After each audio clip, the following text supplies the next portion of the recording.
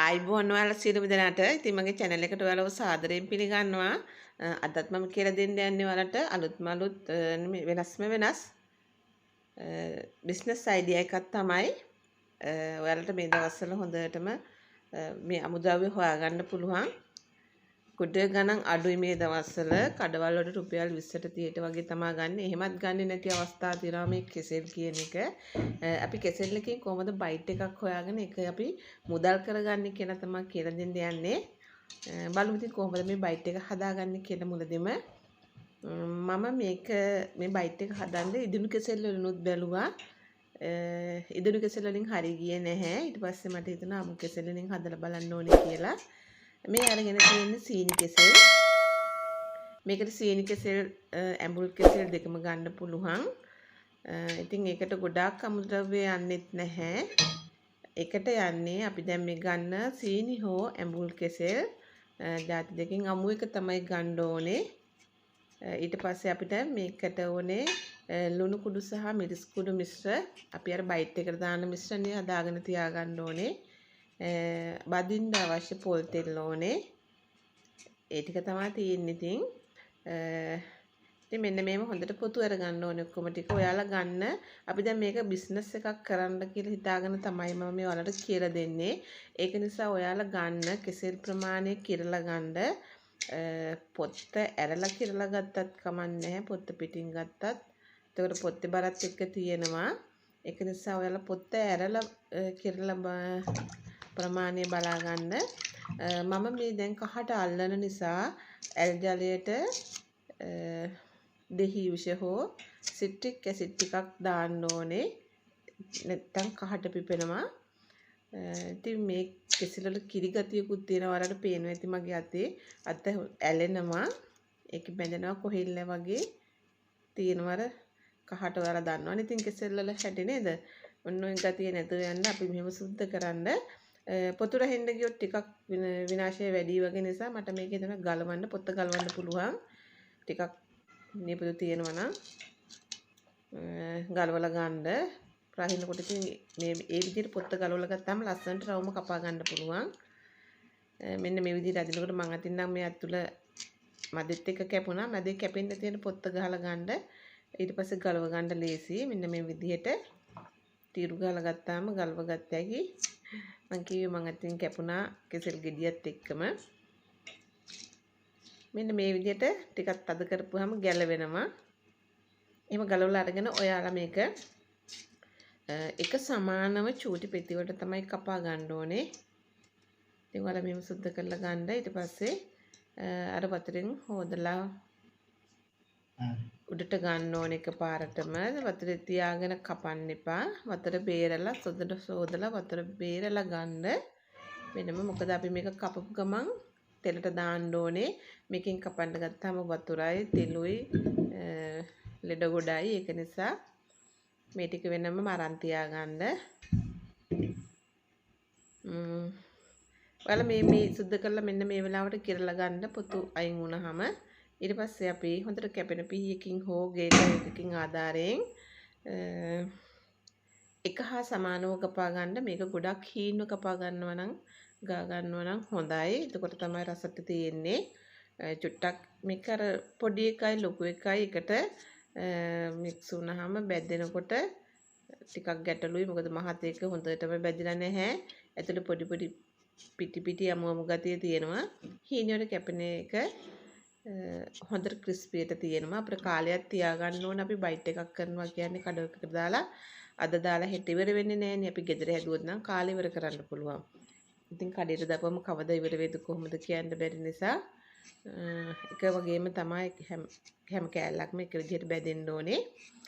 තව එකක් කියන්න ඕනේ මෙන්න මේක පෙති ගහනකොට මෙන්න මේ විදිහට පෙත්ත වෙනම වැටෙන්න ගන්න. මොකද එකට ඇලුනහම අර ගැටලු වෙනවා බැදෙන්නේ නැති එක. එකට ඇලුනහම කිරිනේ. කෙසෙල් කිරි නිසා වෙන් වෙන්නේ නැහැ. බැදිනකොටත් වෙන් වෙන්නේ නැහැ. ඒවා දෙකක් තුනක් එකට ඇලුනහම ලොකු කෑල්ලක් වගේ පේනවා. ඊට පස්සේ ඔයාලා මේ තෙල් එක රත් වෙන්න තියලා දැන් කෙසෙල් ටික කපාගත්ත ටික දාන්න කලින් කහ ටිකක් අනිවාර්යයෙන්ම දාන්න ඕනේ. පාට ලස්සනට තියෙනවා.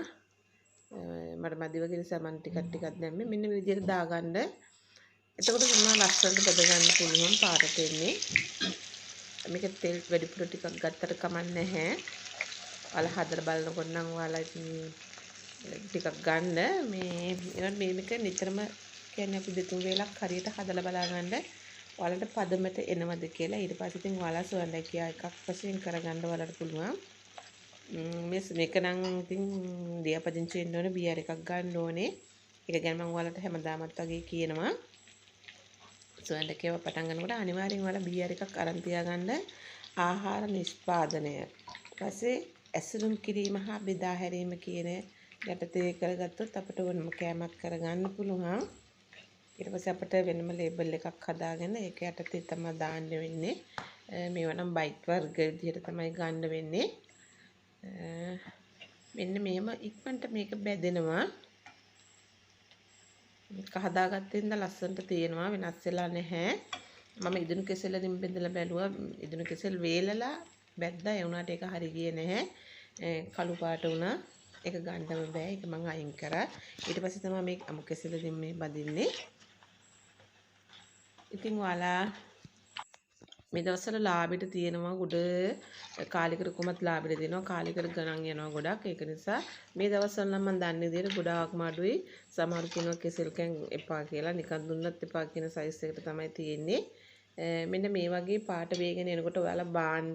මොකද මේක තෙලෙන් බිමට බාපුවාම ටිකක් බැදෙනවා. ඊට පස්සේ කණ්ඩ බෙඩ තරමට බැද ගන්න එපා.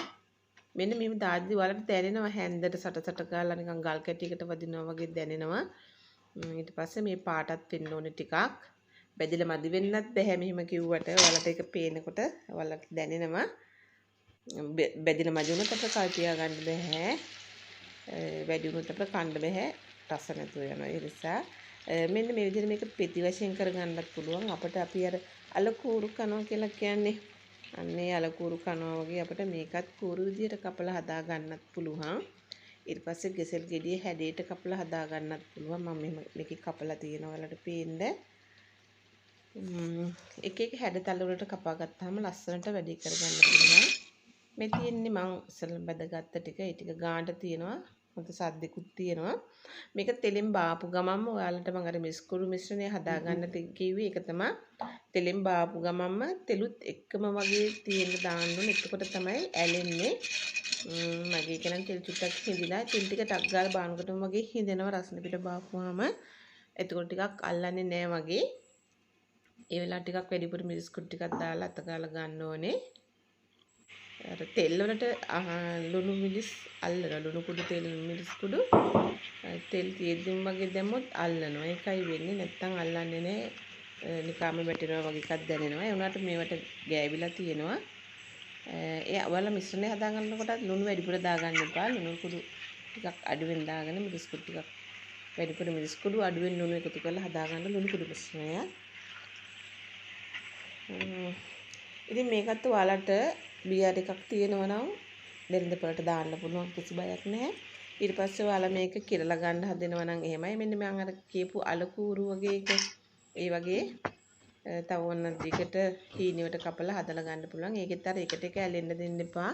ඒ වුණාම අර බැදිලා නැති ගතිය එනවා. මෙන්න මේ විදිහට හැඩයටත් කපා ගන්න පුළුවන්. කූඩු විදිහට කපා ගන්න පුළුවන්. ඉතින් ඔයාලා කැමති විදිහකට කපලා හදා ගන්න බලා ගන්න. ඊට පස්සේ ඔයාලා වෙළඳ පොලේ තියෙනවා වගේ ග්‍රෑම් 50 100 පැකට් ඔයාලට වියදම් ගියපු මුදලත් එක්ක ඔයාලා ගාණක් හදා ගන්න ඕනේ. මම නම් විතර ගණන් හදන්න ගියේ නැහැ. හැබැයි බයින් එපා. සමහරව ඩේටත් අපරාධ කියයි. එහෙම කරන්න කියන්න යන්න එපා. මොකද මේ ඔයාලට වීඩියෝ අදහසක් දෙන්න මමත් ලොකු වෙහසක් සහ වියදමක් දරන්න ඕනේ. මේකේ ඉන්නේ ඔයාලට අදහසක් විතරයි. ඒ අදහස මම හිතනවා හොඳ වෙයි කියලා. නරක වෙන එකක් මම ගේන්නේ නැහැ. මේක අනිවාර්යෙන් බිස්නස් තියෙන හොඳ අයිඩියා එකක්. හොඳ සෙනගයක් වශයෙන් පටන් ගන්න පුළුවන් එකක්. අපිට මේ අමුද්‍රව්‍ය මහන්සියකින් තොරව ගමින්ම හොයා ගන්න පුළුවන්. ඊට පස්සේ පොල් තෙල් කියන එක වෙළඳ පොලෙන් ගන්න පුළුවන්. ලුණු කුඩු මිරිස් කුඩු ඒ දෙකත් වෙළඳ පොලෙන් ගන්න පුළුවන්. හොයන්න ලොකුම වෙහසක් දරන්න ඕනේ නැහැ. ඉතින් මෙන්න මේ විදිහට හදලා බලන්න ඔයාලත්. හදලා කමෙන්ට් කරන්න. හොඳයි නම් ෂෙයා කරන්න යාළුවන්ට බලන්න. ඉතින් ඔයාලත් මේ බයිට් එක හදලා බලන්න. මට හිතෙනවා හොඳයි කියලා. හදලා බලලා වීඩියෝ එක හොඳයි නම් යාළුවන්ට බලන්න ෂෙයා කරන්න. ඔයාලත් කමෙන්ට් කරන්න, ලයික් කරන්න. ඒ වගේම මගේ channel එකත් subscribe කරලා නැත්නම් subscribe කරන්න කියලා ආදරෙන් මතක් කරනවා. ඒ වගේම bell all කරලා තියාගන්න. මම වීඩියෝ එක දාපු සෙනින් ගෙන්වා ගැනීමේ හැකියාව තියෙනවා. ඉතින් මේ වගේ තවත් හොඳ වීඩියෝ අයිඩියා එකක් අරගෙන බිස්නස් අයිඩියා එකක් අරගෙන එනවා. මේ වගේම හොඳ ඒවා තමයි ගේන්නේ. ඔයාලට කරන්න පුළුවන් ඒවා තමයි ගේන්නේ. එතකන් නැඳිලා ඉන්න. එහෙනම් ගිහින් එන්නම්. ඔයාලා හැමෝටම සුබ දවසක්.